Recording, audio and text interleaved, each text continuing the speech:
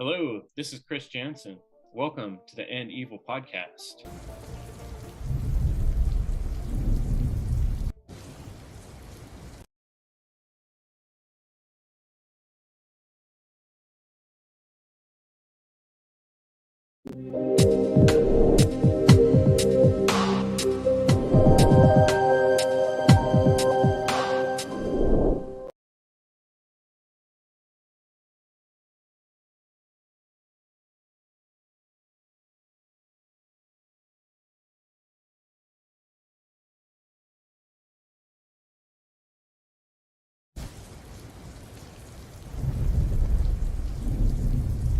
Hello, this is Chris Jansen.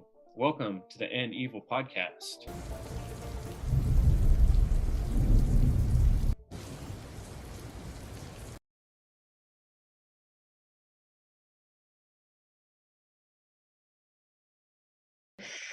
Today, I'll be sharing with you my welcome back. This is Leslie Powers, your host for Alive and Thriving. And today, I'll be sharing with you my sixth installment of my foundational series, Alive and Thriving.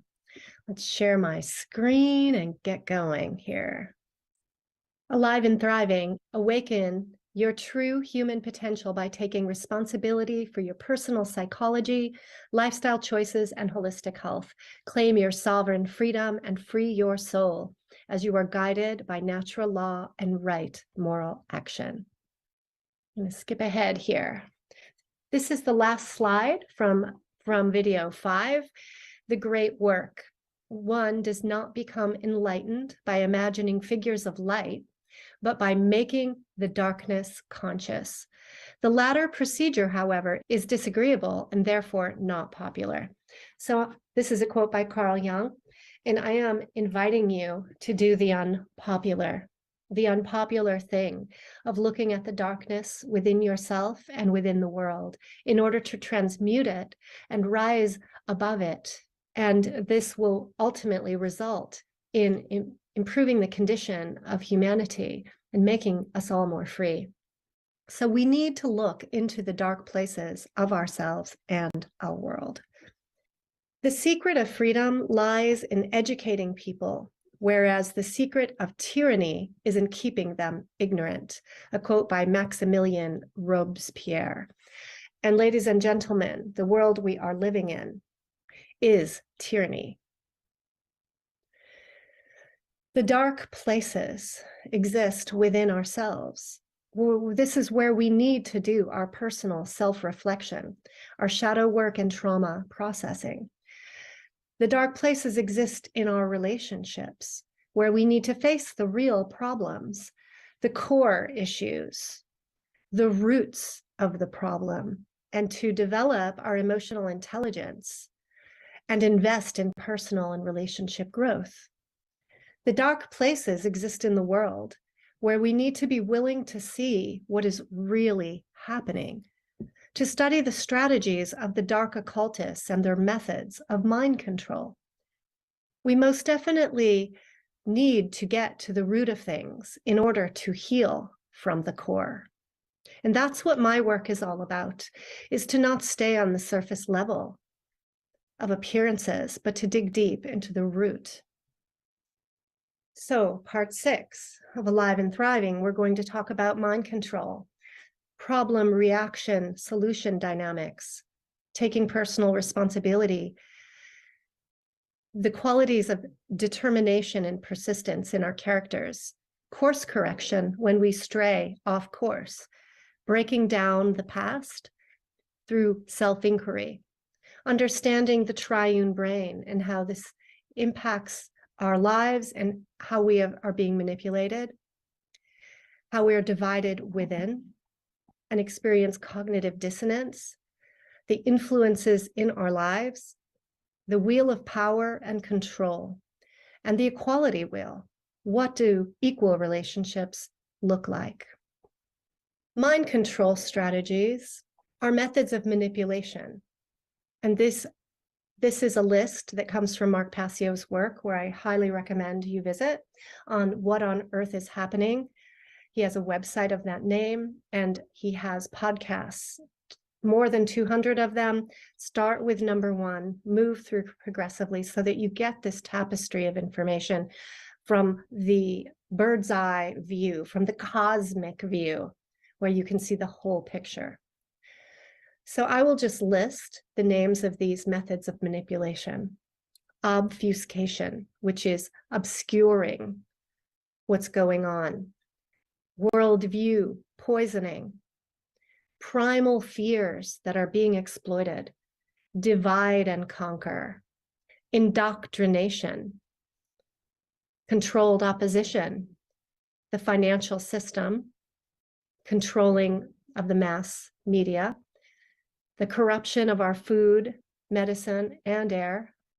Manipulating time, the illusion of time.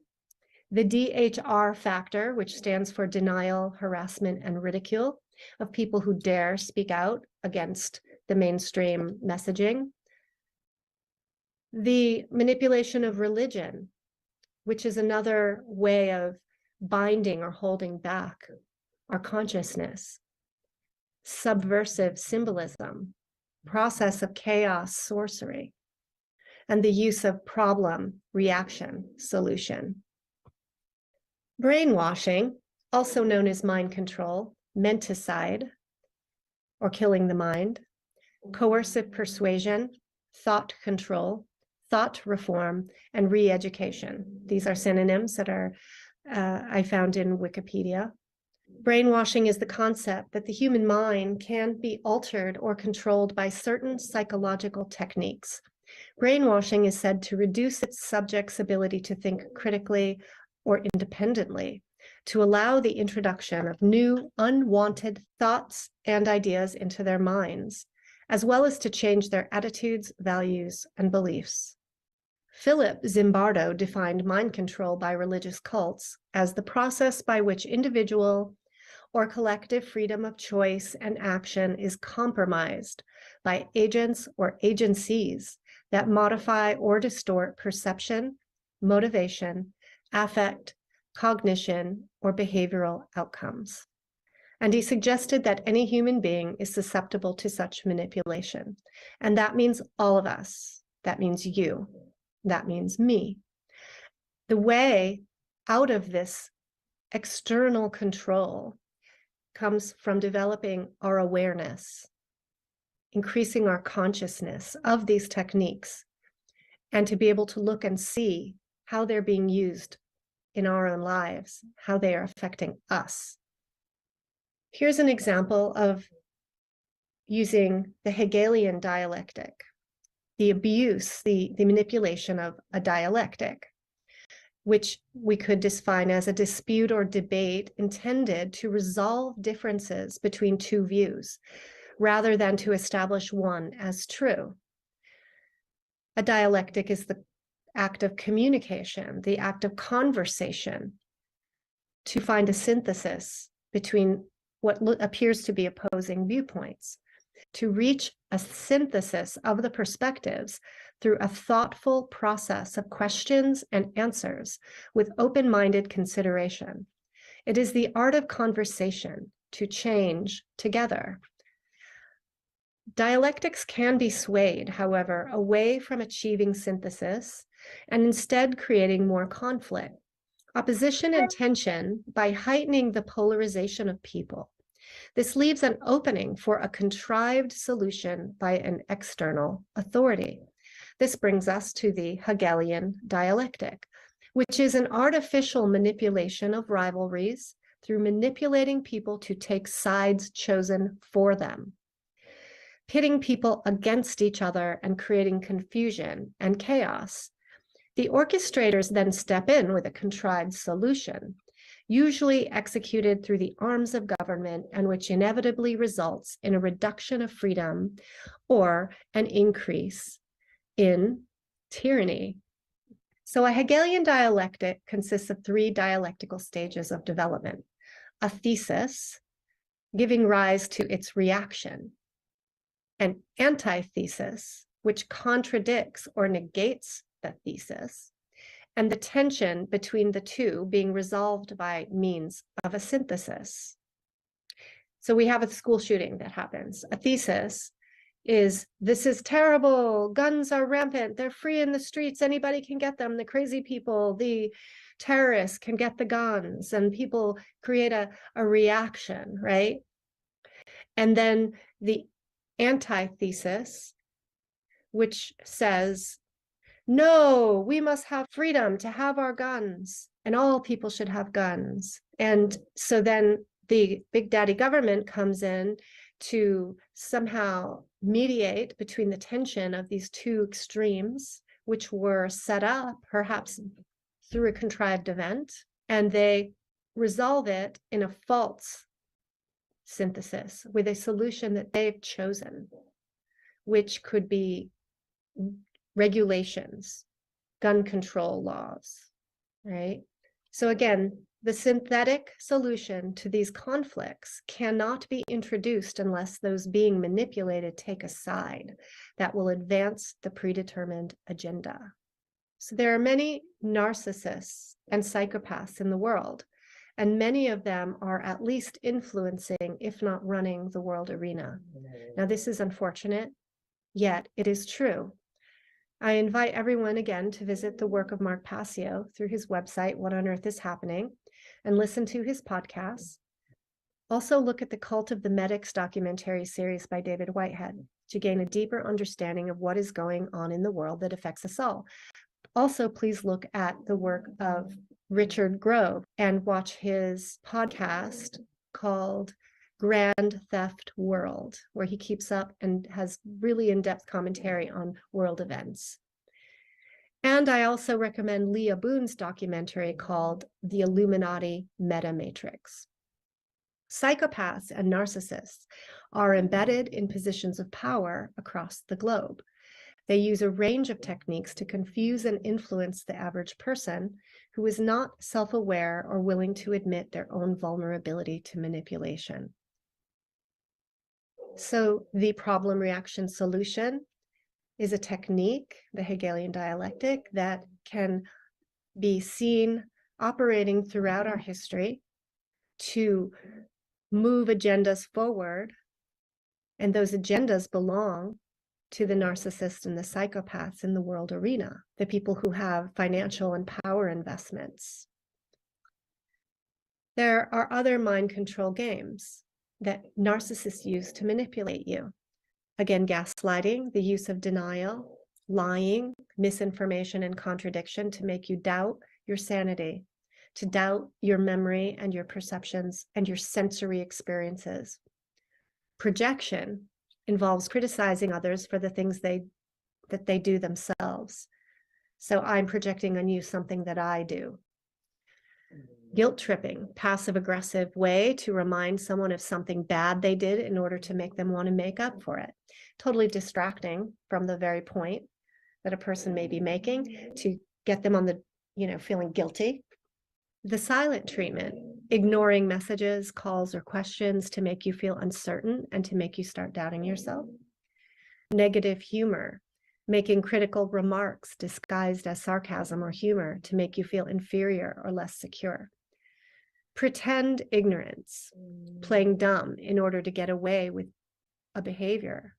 Victimhood, designed to exploit someone's goodwill, create a guilty conscience to become a victim in order to get a benefit from another person who feels sorry for them. And then constant criticism, constantly marginalizing, ridiculing, and dismissing you to make you feel inferior and to make them feel superior. And then throwing a tantrum, raising their voice, using a lot of gestures, and sometimes even physical abuse to get whatever they want, using intimidation and fear-inducing behaviors. There's also soft mind control. Mind control is sometimes loosely defined as information control. Information is controlled typically through the media.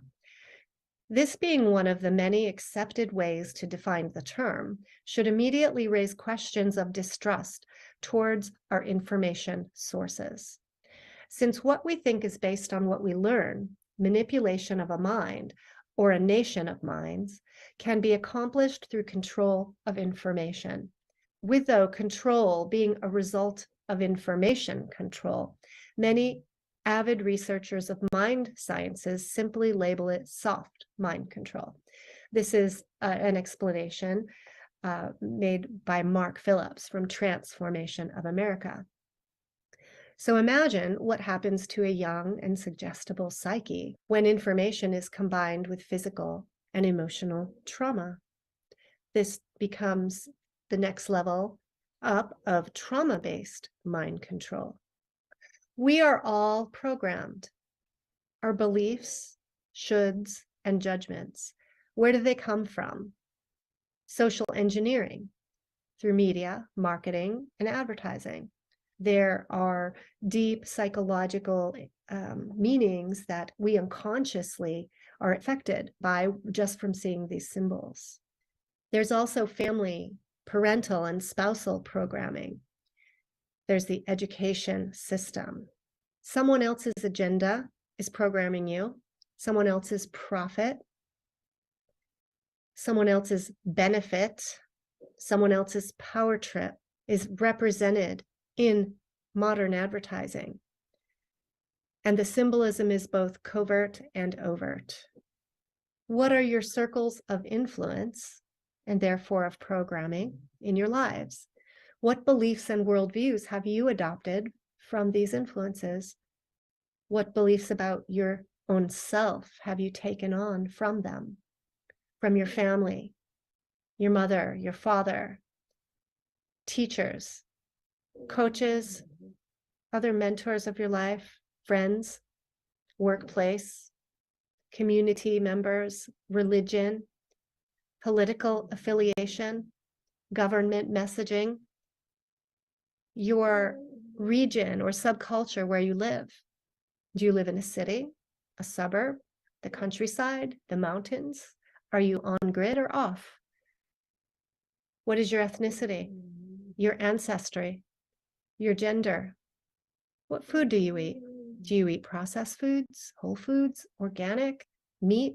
Are you vegetarian, vegan? All of these influence you and your mind. So what are cult techniques?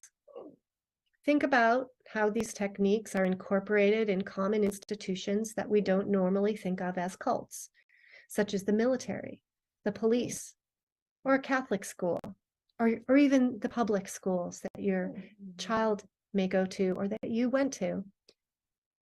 The use of isolation, the use of us versus them mentality, social separation, social alienation, the use of conformity, being the same, wearing uniforms, indoctrination through repetition.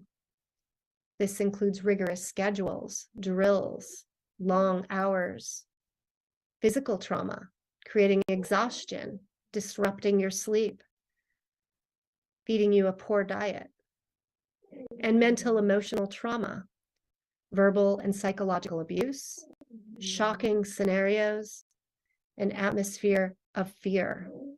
Perhaps you need to do a drill to protect you in case a school shooter comes, or you have an intruder in your school, or there's a nuclear bomb that's dropped. You know, you've got to do your drills. Don't be afraid, though. The only rules that should guide us come from somewhere else. And these are the natural law principles. And these come from nature, not government, not the school system. And they provide the roadmap to morality and freedom. Natural law is universal, inherent, objective, non-man-made, eternal, and immutable. They are the conditions which govern the consequences of behaviors of beings with a capacity for understanding the difference between harmful and non-harmful behavior. The understanding of natural law is centered upon bringing our own conscience into alignment with objective morality. This means definitely knowing which behaviors are rights because they do not cause harm to other sentient beings, or which behaviors are wrongs because they do cause harm to other sentient beings. Natural law is sometimes called cosmic law, or universal law, or God's law, or spiritual law. Natural law suggests that human laws are derived from eternal and unchangeable principles found in nature. People can become aware of these laws by the use of reason.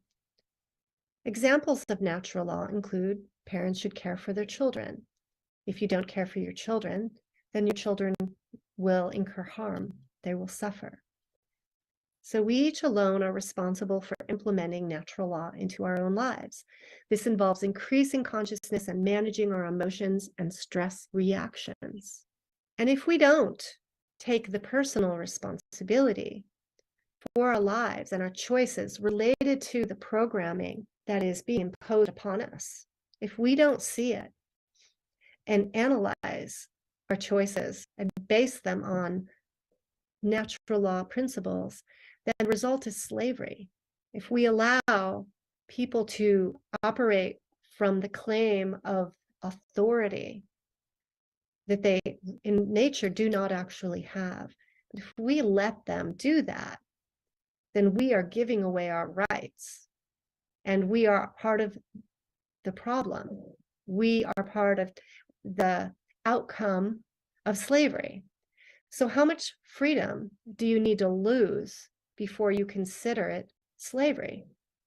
What needs to happen before you are really disturbed by what's happening in the world and very seriously take charge of your own life decisions and detach and deprogram from the wrongdoings of this world?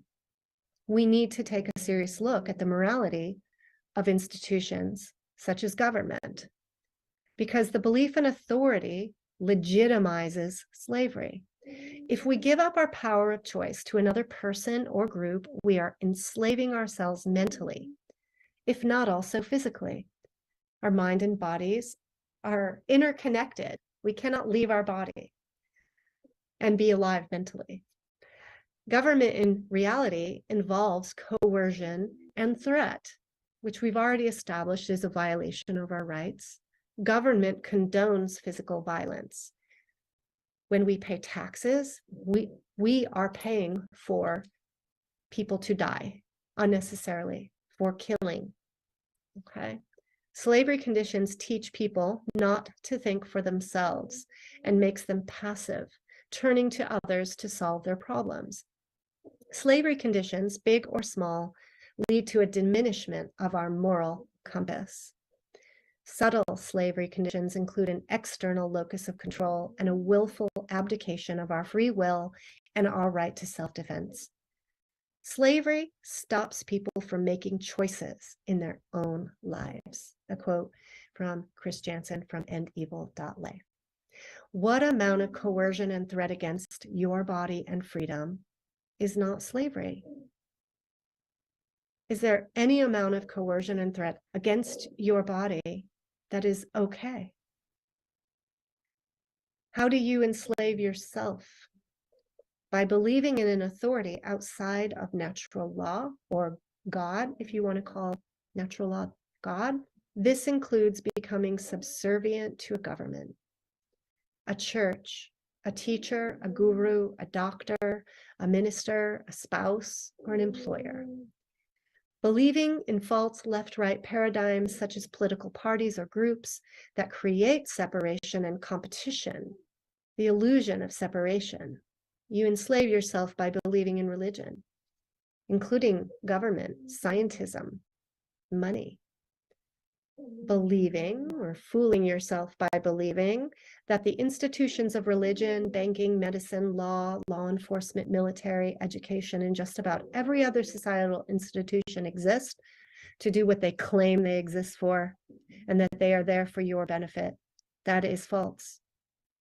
If you are believing that and going along with that program, you're enslaving yourself, giving away your personal power and decision-making. Just to get by, just not to make waves. That's enslaving yourself.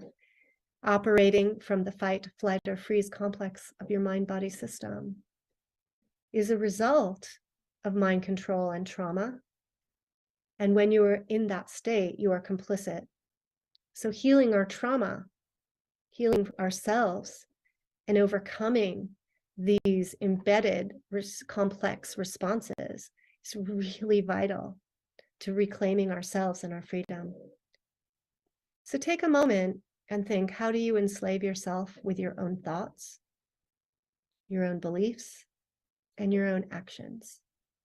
We're all in this big soup together. Very few people can say that they are not part of this enslavement process. Some quotes by Michael Tessarian about the ways we do not see. The symbolically illiterate man is less able to resist the propaganda of the hidden dictators who control the world. He is vulnerable and perpetually victimized by overlords who manipulate his beliefs and allegiances. As time goes by, he becomes completely dependent on his masters and will do and think whatever keeps him in subconscious rapport with them. If maintaining the status quo means loss of individuality, it is a sacrifice he makes. Modern man has just enough freedom to entrap himself, enough will to enslave himself, and enough understanding to choose ignorance. A powerful statement by Michael Tessarian. Sadly, true. Modern man's failure to attune to his inner voice ensures that he lives inauthentically. And he also says, which is important to remind ourselves, that each man is his own priest and each woman her own priestess, meaning that we are our own in authority. So to allow these conditions of slavery to go on in our lives unnoticed and unchallenged involves us having cognitive dissonance, which is the state of having inconsistent thoughts, beliefs, or attitudes, especially as relating to behavioral decisions and attitude change. So cognitive dissonance involves inconsistent thoughts, beliefs, and attitudes. Our thoughts, feelings, and behaviors are not in alignment. They're not in alignment with truth. You know, it's, for example, this little cartoon says, it's this little figure, and one side of his head is saying, animal cruelty is wrong. And the other side of his head is saying, but also so delicious. How do we carry both thoughts? What do we do with that? Our minds become compartmentalized, they become polarized, and we often just move forward, allowing it to be so and be unconscious.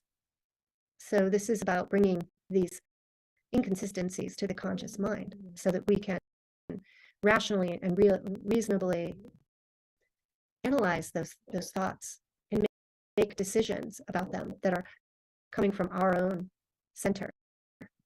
The heart of this series is your personal internal work. So bring yourself into alignment of thoughts, feelings, and actions. What do you think? How do you feel? What do you do? Are they consistent? Are they in agreement? Where these do not align is your personal work. It's your shock.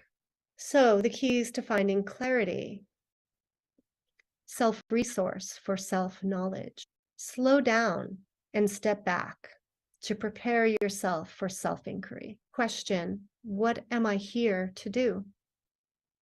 Breathe deeply and implement a variety of mindfulness and grounding practices. We want to keep our frontal lobes, our frontal cortex online. Look for patterns in yourself and your life. Notice the parts of yourself that you avoid, the aspects of your life you feel ashamed of or that cause you pain. What have you buried or hidden within you? What do you push aside and push down? Recognize that your emotions are indicators of something important, but they're not necessarily telling you the truth about a situation. Ask yourself, do I really want what I say I want? If I get what I say I want, will I really be happy? Notice the cognitive dissonance. Where are you out of alignment? Identify and challenge your deeply embedded worldviews. Engage the trivium. Develop your intuitive awareness. Learn to trust yourself, your own perceptions, and your ability to discern, not on what you are being told to think. So question the mainstream narrative and think for yourself. Know your rights, do no harm, and take no shit. This involves a very high level of personal responsibility. We are the solution that we are looking for. And this picture depicts some of the steps, a version of how personal responsibility can bring us up the ladder through the development of self-control. We can experience greater freedom.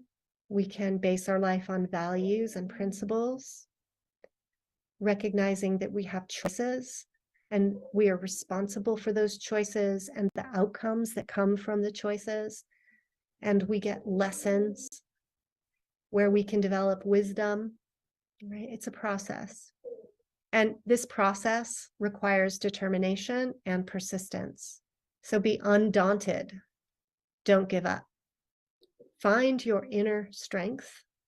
Find a reason and a why. Why is this so important? Bring it home. Be motivated. Select a course starting from wherever you are. Wherever you are, just start from there. Stop beating yourself up for being where you are, because the more information we get, the more knowledge we get, we can feel bad that we got ourselves into this mess.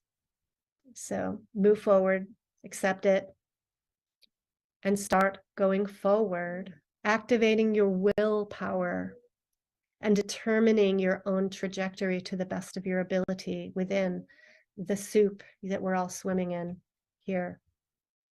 So for most of us, this will involve some course correction, and we need to create a strategy to achieve our purpose of becoming aligned with natural law, with truth, to stop being participants in the system of slavery. First and foremost, we need to seek knowledge. We need to care about finding truth and asserting our rights while cultivating care for ourselves and others. Learning natural law is a guide to moral principles, and becoming a witness to our thoughts and emotions. From this witness state, we look for patterns in ourselves. We see patterns in our relationships with other people, and with the world itself. And from this place, we're looking and noticing the incongruencies. And this is where we need to be extra honest with ourselves, because it can bring up issues where we don't really want to see things, where we may realize we're living incongruent, but if we change it, then we have to make a pretty big sacrifice of some sort, whether it's a decrease of income or security in our housing, etc. Maybe a break of relationships. So as we're being honest with ourselves, we also need to be honest with the other people in our lives and develop effective communication skills. And all along the way, we're continually doing shadow work and processing the residue of past traumas and ongoing traumas, because this world is traumatizing. We are bombarded with so many things that overwhelm us. And this is part of the mind control strategy, is to create overwhelm and trauma and get us into our trauma responses, our reptile and animal brain, where we're not able to think critically.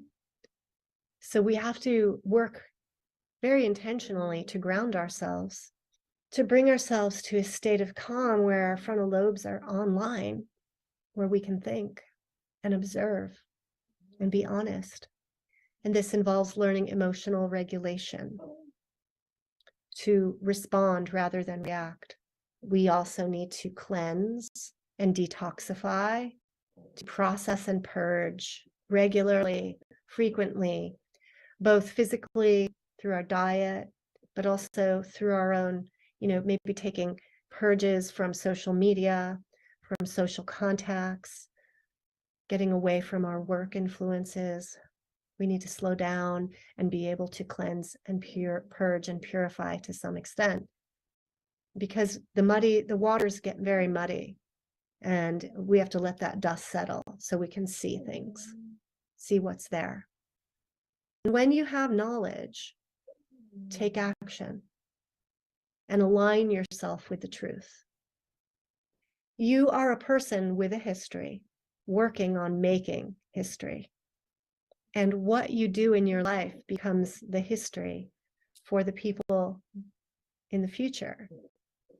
And we have a choice, many, many opportunities to influence the history we make and the stories that will be told in response to our actions. So let's be very mindful and intentional and conscious of this. And another quote, being different and thinking different makes a person unforgettable. History does not remember the forgettable. It honors the unique minority the majority cannot forget. So how I interpret this is that we need to be willing to go against the grain, to separate ourselves from the herd when we discover an incongruency and a wrongdoing in the mainstream way of thinking, that we need to be willing to be different and to think differently than what we've been taught throughout our lives. And by doing so, we can have an impact on history. Our personal history includes the context of being in a family and the context of our ancestry. And there's memory in our cells. There's memory in our DNA. And part of our shadow work, our personal work, is to explore how our present day human self has been created by a myriad of influences within our family and ancestry. And our genetic memory, our soul memory, our blood memory, our codes. It's part of discovering our uniqueness. And we may have to clear out some things. We may have a lot of trauma embedded deep within our cellular memory that we can work on clearing. Breaking down your unresolved past. Current symptoms are our guide to what needs to be healed. They're clues to unresolved traumas derived from our past. Ozzy Osbourne, in his song Road to Nowhere, said, "The wreckage of my past keeps haunting me. It just won't leave me alone." So take note of your emotional overreactions, your fears, your avoidances. Notice what triggers you. Write a trauma timeline, including both big and little traumas, the chronic stressors and irritations, the kids that teased you in school, your self-consciousness about your weight because somebody called you fat, whatever it is. It may seem like a smaller thing, but those small things add up and they do make great impact on our psyche. Write a trauma timeline. Then notice periods of your history where you are missing memories. Notice what parts of your life you'd prefer to skip over. What behaviors do you end up regretting? What do you do instead, when you don't want to face something or do something or be reminded of something? What do you go do to distract yourself? What are your childhood wounds?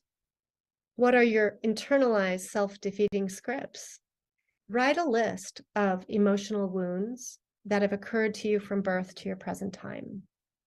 With each one, ask yourself, how do I feel about myself when I remember that experience? What emotions does it bring up? How does my body respond? Do I get a stomach ache? Do I get tension in my throat? What feelings and beliefs about yourself did those experiences promote? You may more than likely have some scripts that go like, I am helpless, I'm unimportant, I'm powerless, I'm not good enough, I'm invisible, I'm stupid, ugly, undesirable. You may not even be conscious that those scripts are operating inside you. But when we are getting triggered by an event, there's often an emotional shutdown or a fight or flight response. And ultimately, there is a negative cognition about ourselves connected to that is also connected to a trauma that happened in our life. And that may be something you remember or something you don't. So it can be tricky. In this little comic, these three people here, we have a couple, and then there's a woman looking in the mirror. One person in the couple says, "So what do you do?" And the lady in the purple dress says, "Oh no, I look so stupid. They must think I'm such an idiot." Right? We have had throughout our lives some insecurities that pop up when we're in situations, often social ones, where we start to have scripts in our head that are self-defeating. And other people don't see that in us, but we see it in ourselves. And it impacts how our level of confidence, it impacts how we behave. So what are yours? Your internalized, self-defeating scripts. What are the signs that we're triggered? Consciousness contracts as we fall into fight or flight, operating from our limbic system and brainstem. Rational thinking diminishes or ends. Compassion often diminishes or ends. We enter into a fight response or a flight response or a freeze response or possibly a fawn response where we become pliable and compliant to avoid further aggravation of our object of fear. We may not be able to stay within our window of emotional tolerance, our window of tolerance. This means that our moods, our reactions could fluctuate between hyperstimulation, anger, reactivity, and mania, or hypostimulation, depression, apathy, or chronic fatigue. We may experience dissociation, memory loss, or checking out. So here are some warning signs that past trauma is triggered. The desire to move to a low stimulating environment, seeking comfort in something from your childhood. That doesn't always mean that it's a healthy thing.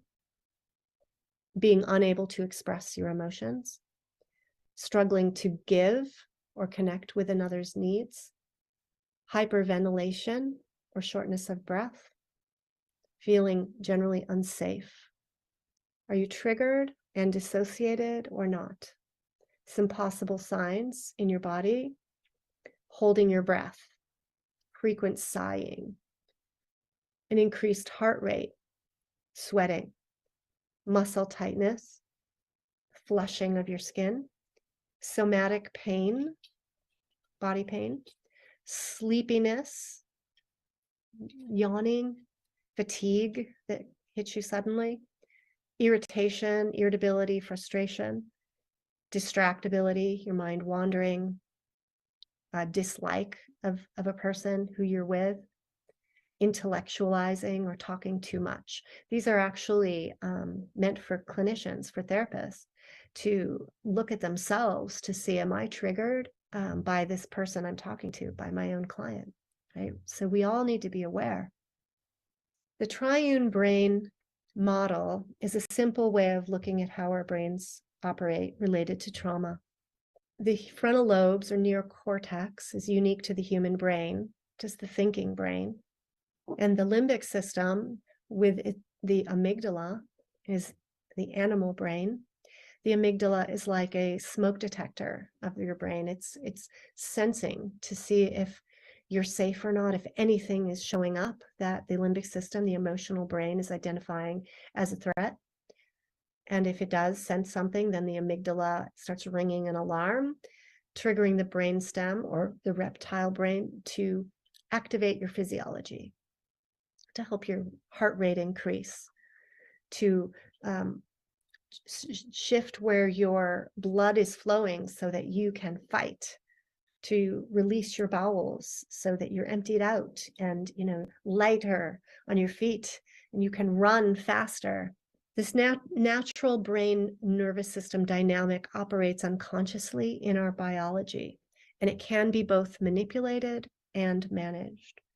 So again, the triune brain, the rational part of the brain involves logic and thinking.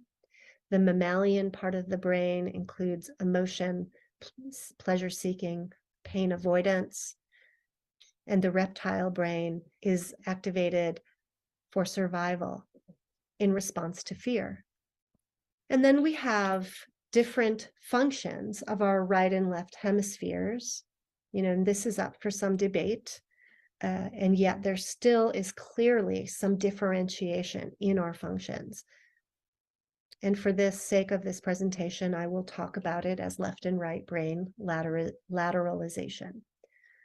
So the left brain functions include analytical thought, detail orientation in our perception, ordered sequencing, rational thought, verbal skills, cautiousness, planning, the use of math and science, logic, and is expressed through right field vision and right side motor skills. So this is actually my left hand, but for you, it looks like my right, whatever, my right. So my right hand and the right side of my body is connected to the left brain. My left side of my body is controlled by the right brain.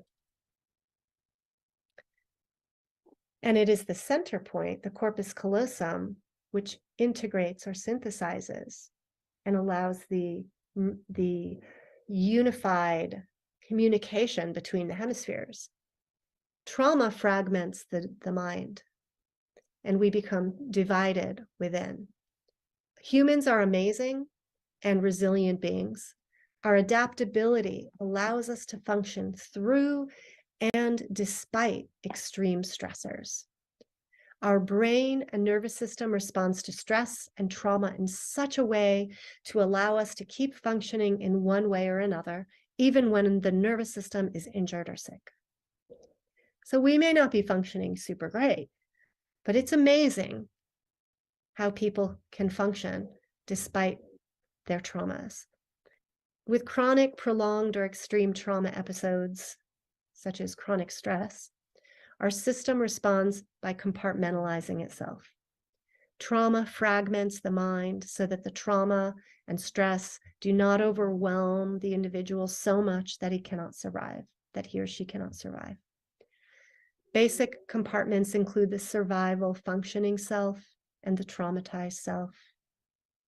The traumatized self can separate out into flight responses, fight responses, shutting down, anxiety, aggression. The survival functioning self includes those parts of you that manages your life, that can, get yourself out of bed in the morning and go to a job and be able to shut off all of your stress, your worries, to be able to complete your job. So it's helpful. There's a helpfulness to each of these compartments, and especially in its origin. But over time, those compartments can lead to a lack of integration within our own mind and in our own lives, and lead to that lack of congruence, that misalignment in our own behavior and our thoughts and feelings. So take note that most all government organizations are highly compartmentalized, and one department is separate from another, and this organization from another. And in our medical system, doctors are divided into specialties. There's the heart doctor, the kidney specialist, the brain specialist, the neurologist, the foot doctor, right? And so this concept of compartmentalizing is being mirrored in so many levels of our world and our life. And we have, like I said, this compartmentalized mind. When a person's own mind is split into compartments, their functioning becomes disjointed and out of congruence, resulting in states of cognitive dissonance. One aspect of self is not consciously connected to what the other part is feeling or needing, and contradictory behaviors result. People may feel incapable of stopping certain behavior patterns. A compartmentalized mind that operates unconsciously splits us off from our own self and interferes with its ability to integrate our full personality. We end up being driven by unconscious, unmet needs. Many people who had trauma in childhood have memory loss. They do not remember many parts of their childhood. This is an example of how the traumatized brain compartmentalizes so that we are able to function in the world, and yet it backfires on us. So this compartmentalized often results in behaviors that work against our stated goals. For example, if my goal is to save money and avoid impulse spending, I may repeat overspending behaviors anyway and feel repeated frustration. Self-sabotaging behaviors are common outcomes. Compartmentalization is also a social manipulation strategy that leads to obfuscation of information and leaves people ignorant. When one department does not know what the other department is doing, people are left unclear of and separate from the big picture. This makes people vulnerable to misinformation and manipulation and feelings of powerlessness. We need to identify the separate parts of ourself. In an attempt to function and survive, our mind and consciousness can become compartmentalized. Each part of self, even if it appears self-destructive, is created in an attempt to serve us, to keep us alive. Sometimes, however, destructive aspects of ourself dominate or take over too much control of our system. The result is unhappiness and a sense of being out of control of our lives. And it also results in the perpetuation of our own slavery. Our goal is to access the core self, and then from there, recognize and understand each of the different parts, promote dialogue among them, and ultimately heal and integrate the disparate parts into one cohesive, aware, and working unit. Now, not only can it be helpful to see the dialogue between our parts, but ultimately the power comes from recognizing our true core self, that divine spark where we can see and witness all the ways we've compartmentalized our mind, where we are able to be calm and clear, compassionate, to be able to see ourselves and to be able to tolerate the wounds and memories that arise as we're exploring how different parts were created within ourselves. And this part is the divine connection, our spiritual self. There's a mental health model called the internal family systems model created by Richard Schwartz, which works with this compartmentalization. And in this model, it generally identifies types of parts as exiles, which are the psychological trauma and wounds that carry the pain. The managers, which take a role of protecting the person from harm and painful emotions that really propel us to get up in the morning and go to work and, organize our lives and feel some sense of control over things. And then the firefighters, which emerge when exiles break out and demand attention. Firefighters divert the attention away from feelings of shame and express in impulsive or inappropriate behaviors, such as, overeating. They're self-destructive often, substance abuse, overwork. So ultimately, clearly, we want to heal from our traumas. This is a quote by Gabor Mate. The greatest damage done by neglect, trauma, or emotional loss is not the immediate pain they inflict, but the long-term distortions they induce in the way a developing child will continue to interpret the world and her situation in it. Unwittingly, we write the story of our future from narratives based on the past. Mindful awareness can bring into consciousness those hidden, past-based perspectives so that they no longer frame our worldview. Choice begins the moment you disidentify from the mind and its conditioned patterns. The moment you become present. Until you reach that point, you are unconscious. Healing doesn't mean the pain never existed. It means the damage no longer controls our lives. So this will include looking at our core negative beliefs, the scripts of our wounding, our behavioral patterns, our relationship patterns, and how we are triggered with overreactivity or underreactivity. and the trauma patterns that play out over and over and over. So I'm sharing here a common flyer that gets handed out and something that's shared in the world of domestic violence. It's the Wheel of Power and Control. This is from the Domestic Abuse Intervention Programs of Minnesota. It's originally from the Duluth model of power and control. And we can see that this wheel refers to relationship dynamics, typically presented as the dynamics in a dyad, in a relationship between a girlfriend and a boyfriend, between spouses, between any romantic relationship. It also could, you could see it as a relationship in all levels, from all the way up to our relationship with government, with the state. The behaviors of power and control include intimidation, emotional abuse, creating isolation, isolating a person, using minimizing, denying, or blaming to justify their own behaviors, or to, gaslight a person about their reality. Often children are used because people are very protective of their children. And if their children or the safety of their children are threatened, a person will generally be more motivated to do what they're told. Economic abuse, using male privilege, and using coercion and threats. And let's contrast this, the power and control wheel, to the equality wheel, because we want to include these qualities on our vision of the ideal world.